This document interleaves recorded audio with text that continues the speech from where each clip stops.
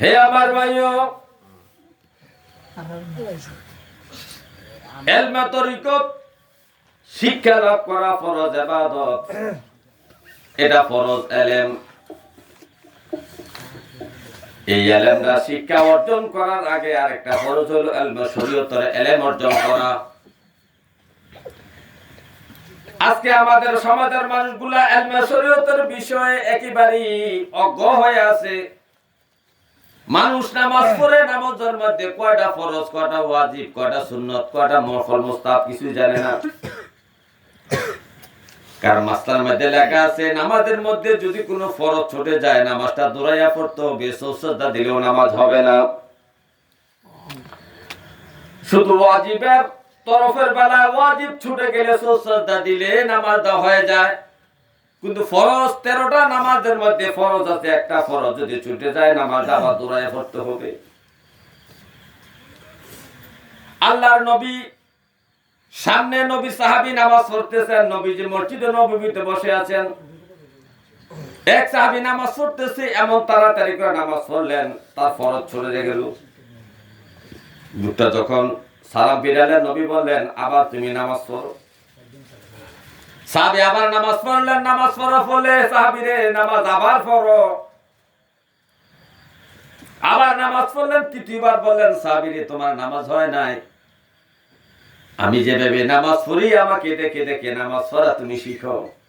সুবহানাল্লাহ। তার মানে নবীজি দেখছেন, মুহাদ্দিসে কেরাম বলছেন এই জায়গায় কেন নবীজি আবার দৌড়ায় নামাজ পড়াচ্ছেন। নামাজের মধ্যে তার 13টা ফরজের মধ্যে একটা ফরজ ছুটে গিয়েছিল, যার কারণে নবীজি তাকে দৌড়াইয়া নামাজ পড়াইছেন। নামাজের মধ্যে 13টা ফরজ জানতে হবে। নামাজের মধ্যে 14টা ওয়াজিব আছে, একটা ওয়াজিব ছুটে যদি যায় ভুল ক্রমে সুজদা দিলে নামাজটা হয়ে যায়। কিন্তু আমরা তো জানি না নামাজে কোন কাজটা ফরজ কোন কাজটা ওয়াজিব। ভুল ক্রমে যদি আমার থেকে একটা ফরজ ছুটে যায় নামাজটা হইল না, অথচ যোহর নামাজ পড়ে আসছি কিন্তু নামাজ হয় না।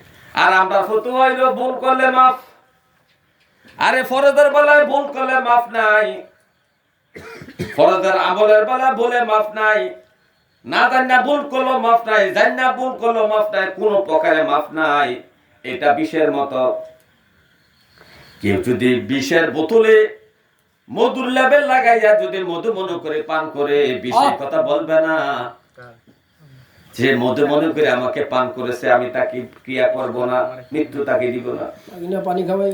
হে আমার ভাইও, ফরজ ইবাদত বড় কঠিন ইবাদত। এইজন্য নবীজি বললেন তাআল্লামুল ফরাইদা ওয়াল কুরআনা ওয়া আল্লিমুন নাস ফা ইন্নী মাকদুদুন। আমিন। নবীজি বললেন হে আমার উম্মতেরা তোমরা ফরজ আমলগুলো শিক্ষা অর্জন করো, কোরআন শরীফ শিক্ষা অর্জন করো। ফা ইন্নী মাকবুদুন, আমি চিরদিন তোমার মাঝে থাকবো না। হে আমার উম্মত, একদিন আমি দুনিয়া থেকে চলে যাব, আমার ইন্তেকাল হবে। সুতরাং তোমরা মানুষদেরকে ফরজ আমলগুলো শিখাইবা, কোরআনও শিখাইবা মানুষকে। এই জন্য ফরজের ব্যাপারে সার নাই, নামাজের ওয়াজিবের বেলাও সার নাই। নামাজে যদি ওয়াজিব ছুটে যায় ভুল করে হোক আর ইচ্ছায় করে সুজদা দিলে নামাজ শুদ্ধ হয়ে যাবে। কিন্তু দুঃখের বিষয় মানুষ এই কথাগুলো জানে না। না জানার কারণে মানুষ নামাজ পড়তেছে। যেমন নামাজে ফজিলতে একটা বল হলো নামাজে দোয়া কুনুত পড়া ওয়াজিব। অনেক মানুষ দোয়া কুনুত পড়তে পারে না। তাহলে দোয়া কুনুত ভিতরে নামাজও ওয়াজিব, দোয়া কুনুত পড়া ওয়াজিব। দোয়া কুনুত যদি কেউ না পড়ে তাহলে নামাজটা হবে না। কিন্তু ভিতরে নামাজটা ওয়াজিব। এই ওয়াজিবটাকে আদায় করার জন্য ওলামায়ে কেরাম একটা সুন্দর মাসলা দিয়েছেন, যে তো দোয়া কুনুতটা হলো ইস্তেগফারের দোয়া। দোয়া কুনুতটা কি? ইস্তেগফার। আল্লাহুম্মা ইন্না নাস্তাঈনুকা ওয়া নাস্তাগফিরুকা, ওই ইস্তেগফারের দোয়া, তওবার দোয়া। এইজন্য ওলামায়ে কেরাম বলেছেন কে যদি তাৎক্ষণিকভাবে দোয়া কুনুত মুখস্থ করতে না পারে, শিখতে না পারে, কিন্তু বিতির নামাজ ওয়াজিব, নামাজটা পড়া লাগবে। এর জন্য দোয়া কুনুতের জায়গা সে দোয়া মাসুরা পড়ো অথবা ইস্তেগফারে যে কোনো একটা তাসবিহ পড়ো। তাহলে ইস্তেগফারের দোয়া যদি সেই জায়গায় পড়ে নামাজটা হয়ে যাবে, কিন্তু দোয়া কুনুত পড়লে যে সওয়াব হবে ওই সওয়াবটা থেকে বঞ্চিত হয়ে যাবে। এটা কতক্ষণ পর্যন্ত পড়তে হবে? যতক্ষণ পর্যন্ত দোয়া কুনুত মুখস্থ না করবে।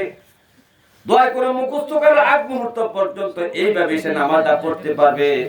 কিন্তু কেউ যদি নিয়ত করে আমি দোয়া কোনো শিখবো না, সবসময় ইস্তেগফারে দোয়া পড়ে নামাজ শেষ করবে, তাহলে তার নামাজ হবে না। তার নামাজ কি হবে না? এই যে কঠিন কঠিন মাসলাগুলো মানুষ জানে না। সূরা ফাতিহা পড়া নামাজের মধ্যে ওয়াজিব। এই ওয়াজিবের আমল করতে যদি তেলাওয়াত অশুদ্ধ হয়ে যায়, তেলাওয়াত শুদ্ধ করা ফরজ। এদিকে ফরজ নষ্ট করে ওয়াজিব তরফ ও ওয়াজিবের আমল করতে যায় ফরজ তরফ করলে হবে না। এই জন্য নামাজ ভঙ্গের 20টা কারণের মধ্যে প্রথম কারণটা হলো নামাজ অশুদ্ধ তেলাওয়াত করা। হে আমার ভাইও, এই যে শরীয়তের মাসলা মাসাইল, এগুলা সবার জানার দরকার। হজের মাসলা, যাকাতের মাসলা, ফিতরার মাসলা, বিয়ে শাদীর মাসলা, লেনদেনের মাসলা মাসাইল, ব্যবসা বাণিজ্যের মাসলা মাসাইল, এই ইলমে শরীয়তের মাসলাগুলা জানা প্রত্যেকটা মুসলমানের জন্য ততটুকু ফরজ যতটুকু জানলে সে ইসলামী ভাবে জীবন যাপন করতে পারবে। কিন্তু ফতোয়া আলমগীরি পড়া ফরজ নয়, ফতোয়া ফিকহ একবার পুরোটা পড়া ফরজ নয়, এটা নফল ইবাদত। কিন্তু তার জীবন যাপনের জন্য অর্থাৎ ইসলামের পঞ্চবেনা আদায় করার জন্য ঈমান, নামাজ, রোজা, হজ, যাকাত, পর্দা, পশিদা, দান, সদকা, এই সমস্ত ইবাদত সহিষ্ণুভাবে আদায় করার জন্য যতটুকু জ্ঞান অর্জন করার দরকার ততটুকু জ্ঞান অর্জন করা এটাই মুসলমানের জন্য ফরজ। আর অতিরিক্ত ইলম অর্জন করা আলেমদের জন্য এটা নফল। আলেমদের জন্য কি? এই ইলম অর্জনের পরে ইলমে তরিকত অর্জন করতে হবে। আর ইলমে তরিকত অর্জন করার জন্য একজন শিক্ষকের কাছে যাইতে হবে, যিনি হলেন একজন বুজুর্গ ব্যক্তি। ওই বুজুর্গ ব্যক্তির কাছে আপনি যাবেন তার সোহবতের দ্বারা, তার বসুরের দ্বারা, তার সোহবতের দ্বারা, তার ফায়েজের দ্বারা, তার এসকের দ্বারা আপনি তরিকতের যে গুণাবলী অর্জন করার দরকার, যে দুষ্টগুলো বর্জন করা দরকার, যে গুণাবলী অর্জন করার দরকার, এগুলা সমন্বয় আপনাকে সোনার মানুষে রূপান্তরিত করে দিবে। এক সময় আপনিও ওলি আল্লাহ হয়ে যাবে। তখন আপনিও ওই আয়াতের মিস্তাক হয়ে যাবে, আলা ইন্না আউলিয়াল্লাহি লা খাউফুন আলাইহিম ওয়া লা হুম ইয়াহজানুন। আল্লাহ তাআলা বলেন, ও আমার বান্দারা, তোমরা যারা শরীয়ত এবং তরিকতের সমন্বয়ে জীবন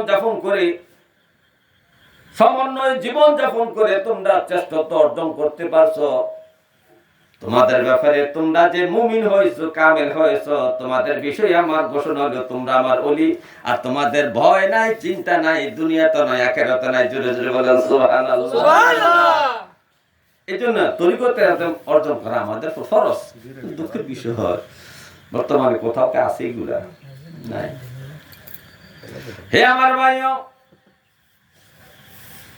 আল্লাহ তাআলা বলতেছেন, ইয়া আইয়ুহাল্লাযীনা আমানু লা তুলহিকুম, হে আমার বান্দারা, তোমাদের জন্য ভুলাইয়া না রাখে, ঘুরাইয়া না রাখে, গাফেল না করে, আমওয়ালুকুম ওয়া আওলাদুকুম, তোমাদের ধন সম্পদ, টাকা পয়সা এবং তোমাদের ছেলে মেয়ে, আত্মীয় স্বজন, আন যিকরিল্লাহ, আমি আল্লাহর জিকির থেকে।